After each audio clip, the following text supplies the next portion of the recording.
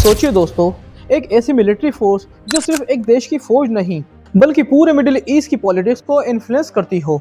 एक ऐसी फोर्स जिसके पास अपनी army, navy, air force, intelligence network और साइबर आर्मी तक हो। और सबसे बड़ी बात, ये फोर्स सिर्फ ईरान की हुकूमत को नहीं बल्कि इस्लामिक रेवोल्यूशन को बचाने के लिए बनी थी।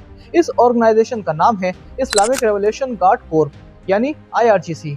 आज की इस वीडियो में हम जानेंगे IRGC की शुरुआत कैसे हुई, ये कैसे मिडिल ईस्ट की शैडो आर्मी बन गई, इसने कौन कौन से सीक्रेट ऑपरेशन किए और आज ये कितनी पावरफुल है। तो दोस्तों, 1979 में ईरान में एक बड़ी सियासी तब्दीली हुई जिसे दुनिया ईरानियन रेवोल्यूशन के नाम से जानती है। इस रेवोल्यूशन के लीडर थे रुहुल्लाह खुमैनी। इस रेवोल्यूशन में ईरान के शाह मोहम्मद रजा पहलवी की हुकूमत को गिरा दिया गया, लेकिन रेवोल्यूशन के बाद एक बड़ा खतरा था। ईरान की पुरानी आर्मी शाह के वफादार थी और नई इस्लामिक रिजीम को डर था कि कहीं आर्मी को कर न दे। इसलिए 5 मई 1979 को आयतुल्लाह खुमैनी ने एक नई फोर्स बनाई, इस्लामिक रेवोल्यूशन गार्ड कोर यानी IRGC। इसका असली मकसद था इस्लामिक रेवोल्यूशन को बचाना, नई रिजीम के दुश्मनों को खत्म करना और ईरान की आइडियोलॉजी को दुनिया में फैलाना। यही वजह है कि IRGC को अक्सर रेवोल्यूशन की फौज भी कहा जाता है। 1980 में एक और बड़ी जंग शुरू हुई, ये थी ईरान इराक वॉर। इराक ने ईरान पर हमला कर दिया। शुरू में IRGC एक छोटी मिलिशिया थी, लेकिन इस वॉर के दौरान इसने फ्रंट लाइन पर लड़ाई की, 1000 फाइटर रिक्रूट किए और धीरे धीरे एक प्रोफेशनल मिलिट्री फोर्स बन गई। इसी वॉर के बाद IRGC को ईरान की पॉलिटिक्स और मिलिट्री में बहुत ज़्यादा पावर मिल गई। आज IRGC एक छोटी मिलिशिया नहीं है, ये एक कंप्लीट मिलिट्री एम्पायर बन चुकी है। एक्सपर्ट के मुताबिक इसके पास 1.5 लाख से ज़्यादा सोल्जर हैं, अपनी ग्राउंड फोर्सेस है, अपनी नेवी, अपनी एयरफोर्स और एक पावरफुल साइबर कमांड है। इसके अलावा IRGC के पास एक और फोर्स है, बसीज मिलिशिया। ये एक पैरामिलिट्री वॉलंटियर नेटवर्क है जो ज़रूरत पड़ने पर लाखों लोगों को मोबिलाइज कर सकता है। इसी वजह से IRGC को ईरान की सबसे पावरफुल मिलिट्री ऑर्गेनाइजेशन माना जाता है। IRGC के सबसे डेंजरस विंग है कुद्स फोर्स। ये एक सीक्रेट इंटरनेशनल ऑपरेशन यूनिट है। इसका काम होता है दूसरे देशों में प्रॉक्सी ग्रुप्स को ट्रेन करना, उन्हें वेपन्स और फंडिंग देना और ईरान के इंटरेस्ट को प्रोटेक्ट करना। एक्सपर्ट के मुताबिक IRGC ने सपोर्ट किए लेबनान के हिजबुल्लाह, गजा के हमास, यमन के हुती और सीरिया और इराक में भी कई मिलिशियाज को ट्रेन किया है।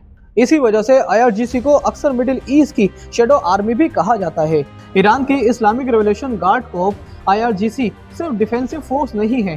पिछले 40 सालों में इसने कई डायरेक्ट और कवर्ट मिलिट्री ऑपरेशन किए हैं जिन्होंने मिडिल ईस्ट की जियोपॉलिटिक्स को डीपली किया है। आइए उनमें से कुछ इंपॉर्टेंट ऑपरेशन को डिटेल में समझते हैं। जून 2017 में ईरान ने एक हिस्टोरिक मिलिट्री ऑपरेशन किया जिसे ऑपरेशन नाइट ऑफ पावर कहा जाता है। सीरिया और इराक में उस वक्त आईसिस का टेरर नेटवर्क बहुत स्ट्रॉन्ग था। तेहरान में भी आईसिस ने एक बड़ा टेररिस्ट अटैक किया था जिसमें कई लोग मारे गए थे। इसके जवाब देते हुए IRGC ने सीरिया में आईसिस के बेसिस पर long range ballistic missile launch किए। मिसाइल ईरान के करमानशाह और कुर्दिस्तान रीजन से लॉन्च हुए। लगभग 700 किलोमीटर दूर सीरिया के देर जोर एरिया को टारगेट किया गया। ये मिसाइल हाई प्रिसिशन थे जो डायरेक्ट आईसिस कमांड सेंटर पर लगे। ये अटैक इसलिए इम्पोर्टेंट था क्योंकि ईरान ने पहली बार openly long range missile power दिखाया था। मिडिल ईस्ट को मैसेज दिया कि ईरान डायरेक्ट मिलिट्री रिटेलिएशन कर सकता है। इस ऑपरेशन के बाद IRGC की रेपुटेशन रीजन में और स्ट्रॉन्ग हो गई। 2011 में जब सीरिया में सिविल वॉर शुरू हुई तो ईरान ने अपने सबसे ट्रस्टेड मिलिट्री नेटवर्क IRGC को एक्टिव किया। सीरिया के प्रेसिडेंट बशर अल असद ईरान के क्लोज एलाई थे। अगर उनकी गवर्नमेंट गिर जाती तो ईरान का मिडिल ईस्ट इन्फ्लुएंस कम हो जाता। इसलिए IRGC ने सीरिया में मिलिट्री एडवाइजर भेजे, लोकल मिलिशियाज को ट्रेनिंग और वेपन्स दिए, हिजबुल्लाह फाइटर्स के साथ कोऑर्डिनेशन किया। IRGC के एलीट यूनिट कुछ फोर्स ग्राउंड पर स्ट्रेटजी डिजाइन करते थे। एक्सपर्ट के मुताबिक अगर IRGC का सपोर्ट ना होता तो असद गवर्नमेंट शायद सर्वाइवल नहीं कर पाती। इस ऑपरेशन से ईरान ने सीरिया में अपना स्ट्रेटेजिक इन्फ्लुएंस सिक्योर कर लिया।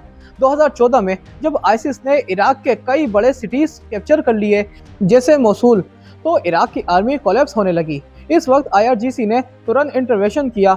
IRGC के कुछ force commander Qasem Soleimani personally Iraq गए और वहां लोकल मिलिशियाज को ऑर्गेनाइज किया। इराकी मिलिशियाज को ट्रेनिंग दी, वेपन्स और ड्रोन सप्लाई किए, बैटलफील्ड प्लानिंग में हेल्प की। इसी सपोर्ट से इराकी फोर्स ने धीरे धीरे आईसिस को वापस पुश किया। इस ऑपरेशन ने आईआरजीसी को इराक में भी एक पावरफुल इन्फ्लुएंस दे दिया। आईआरजीसी के नेवल विंग भी काफी एग्रेसिव माना जाता है। पर्शियन गल्फ में कई बार आईआरजीसी नेवल फोर्स ने वेस्टर्न नेवीज को चैलेंज किया है। उनकी स्ट्रेटेजी काफी यूनिक होती है। छोटी fast attack boats, anti ship missile, naval mines, drone surveillance. इस टैक्टिक को स्वार्म वॉरफेयर कहा जाता है। इसका मतलब है कई छोटी बोट्स एक साथ अटैक करके बड़े वॉरशिप को कंफ्यूज कर देती हैं। इसी वजह से आईआरजीसी नेवी को गल्फ रीजन में असाइमेट्रिक वॉरफेयर एक्सपर्ट माना जाता है। पिछले कुछ सालों में आईआरजीसी ने अपना ड्रोन और मिसाइल प्रोग्राम बहुत डेवलप किया है। ईरान के पास आज long range ballistic missile, cruise missile, kamikaze drone का एक बड़ा आर्सेनल है। ये ड्रोन और missile surveillance, precious strike, proxy group को सपोर्ट के लिए यूज किए जाते हैं। एक्सपर्ट के मुताबिक ईरान का मिसाइल प्रोग्राम मिडिल ईस्ट में सबसे एडवांस प्रोग्राम में से एक है और इस प्रोग्राम को ऑपरेट और प्रोटेक्ट करने में आईआरजीसी का सबसे बड़ा रोल है। आईआरजीसी के ऑपरेशन सिर्फ ईरान तक लिमिटेड नहीं रहे। सीरिया, इराक, पर्शियन गल्फ और पूरे मिडिल ईस्ट में उन्होंने अपनी मिलिट्री प्रेजेंस दिखाई है। इसी वजह से दुनिया के कई एनालिस्ट कहते हैं आईआरजीसी सिर्फ आर्मी नहीं बल्कि मिडिल ईस्ट की सबसे पावरफुल शेडो मिलिट्री नेटवर्क है। आज की मॉडर्न वॉर सिर्फ मिसाइल और टैंक से नहीं लड़ी जाती, इसलिए आईआरजीसी ने साइबर कमांड भी बनाया। इसका काम है साइबर अटैक करना, हैकर रिक्रूट करना, अपोजिशन ग्रुप को ट्रैक करना और ऑनलाइन प्रोपेगेंडा चलाना। इसी वजह से आईआरजीसी को मिडिल ईस्ट की साइबर पावर भी कहा जाता है। आईआरजीसी सिर्फ एक मिलिट्री ऑर्गेनाइजेशन नहीं है, ये ईरान की इकोनॉमी में भी बहुत पावरफुल है। एक्सपर्ट के मुताबिक आईआरजीसी कंस्ट्रक्शन कंपनीज चलाता है, ऑयल और गैस प्रोजेक्ट में इन्वॉल्व है और billions dollar business network control करता है। इसका मतलब ये है कि आईआरजीसी आर्मी भी है, इंटेलिजेंस भी है और इकोनॉमिक एम्पायर भी है। आज आईआरजीसी मिडिल ईस्ट पॉलिटिक्स का एक सबसे पावरफुल प्लेयर बन चुका है। रिसेंट रिपोर्ट्स के मुताबिक आईआरजीसी ने अंडरग्राउंड मिसाइल बेसिस और ड्रोन आर्सेनल डेवलप किए हैं और रीजन में कई कवर्ड ऑपरेशन में इसका नाम आता रहता है। राइटर्स के मुताबिक कुछ एनालिस्ट तो ये भी कहते हैं कि ईरान की पॉलिटिक्स में असली पावर आईआरजीसी के पास ही है। तो दोस्तों, 1979 में एक छोटी रिवोल्यूशनरी मिलिशिया के रूप में शुरू होने वाली इस्लामिक रिवोल्यूशनरी गार्ड कोप आज एक ग्लोबल मिलिट्री नेटवर्क है, एक पावरफुल इंटेलिजेंस ऑर्गेनाइजेशन है और मिडिल ईस्ट की सबसे इन्फ्लुएंशियल फोर्स में से एक बन चुकी है। इसीलिए दुनिया भर के एक्सपर्ट आईआरजीसी को कहते हैं ईरान की शेडो आर्मी। लेकिन एक सवाल जो अक्सर हमारे व्यूअर्स और हमारे दोस्त हमसे पूछते हैं कि अगर मिडिल ईस्ट में जंग हुई तो आईआरजीसी उस जंग का सबसे बड़ा प्लेयर कैसे बन सकता है।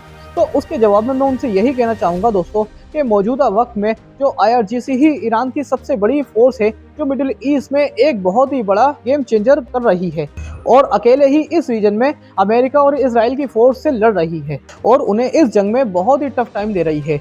जैसे कि मिडिल ईस्ट में अरब कंट्रीज में जो अमेरिका के बेसिस हैं उन सब पे आईआरजीसी ने ही अपने मिसाइल अटैक करके उनको तबाह बर्बाद कर दिया है। इसके अलावा इसराइल में भी बहुत से उनकी सिटीज जो हैं उन पर भी मिसाइल अटैक करके उनको भी तबाह बर्बाद कर दिया है।